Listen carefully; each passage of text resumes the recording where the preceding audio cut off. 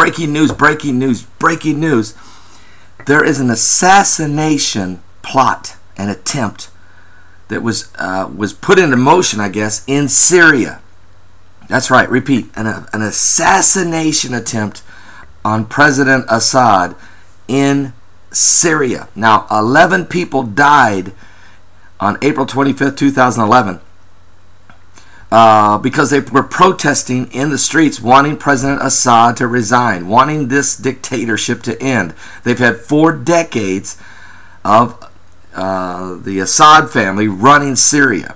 And they've run this country into the ground, basically raping it of every revenue resource possible and clamping down on the freedom of democracy and totally wiping that out, and the freedom of free enterprise, limiting people's ability to make a dollar, taking every nickel they can, including all the oil revenue.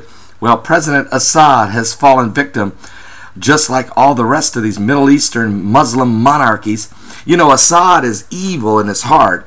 He has teamed up with Ahmadinejad of Iran, and they too, these twins, have decided they would like to destroy the city of Jerusalem in Israel, because Ahmadinejad, who is a descendant of Muhammad, several generations, but he is a direct ascendant of Muhammad. It's Ahmadinejad of Iran who believes he is going to usher in the 12th Imam, the Mahdi, to bring into the 12th Imam the Muslim Messiah, if you will. The problem is President Assad is in on the plan, but what they didn't see coming was Bible prophecy. Daniel chapter 11, verses 41 through 45. They didn't see it coming. And that's been the problem. The devil's out here working.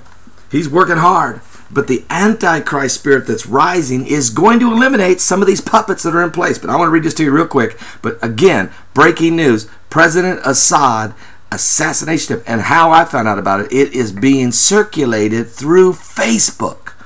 But remember what the scripture said in Daniel chapter 11. He shall enter also into the glorious land, the Middle East, and many countries shall be overthrown. So far we've had they've changed the leadership in Ivory Coast. They overthrew Tunisia. They overthrew Egypt. President of Yemen is resigned and is going to leave office in 30 days.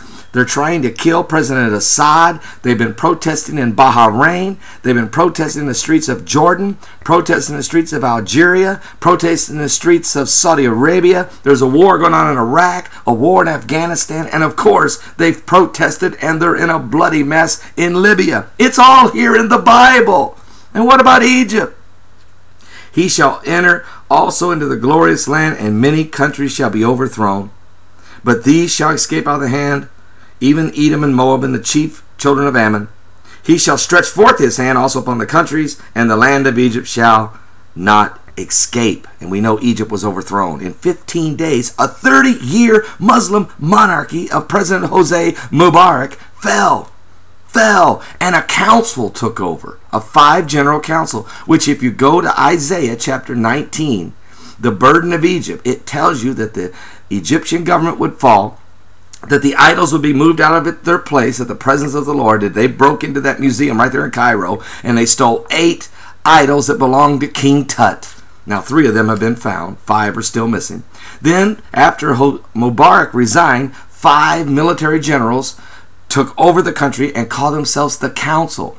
Isaiah 19 says the council will take over, but it will be destroyed, and a new king will emerge, fierce king, a cruel Lord. Are we living in Bible prophecy days? Egypt shall not escape, but he shall have power over the treasures of the gold and the silver. They've taken his money. I want you to know, though, America got $30 billion of Mubarak's $70 billion that he had. America got $30 billion. Just keep that in mind. And over all the precious things of Egypt, and the Libyans and the Ethiopians shall be at his steps. It's happening right now. Right now.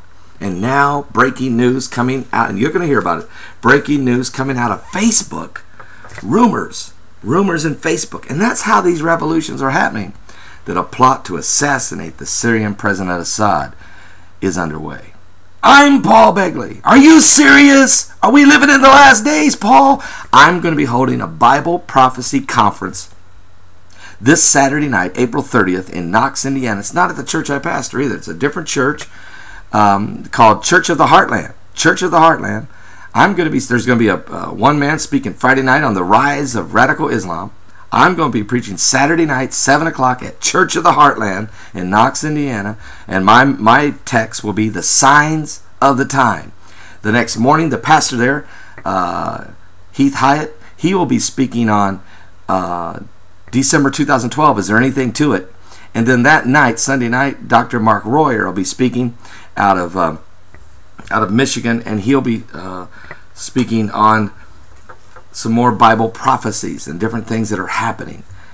Prepare ye for the end. It's for the people. How to prepare for Armageddon. Okay, I'm Paul Begley. Again, breaking news. Keep an eye on what develops with Assad in Syria.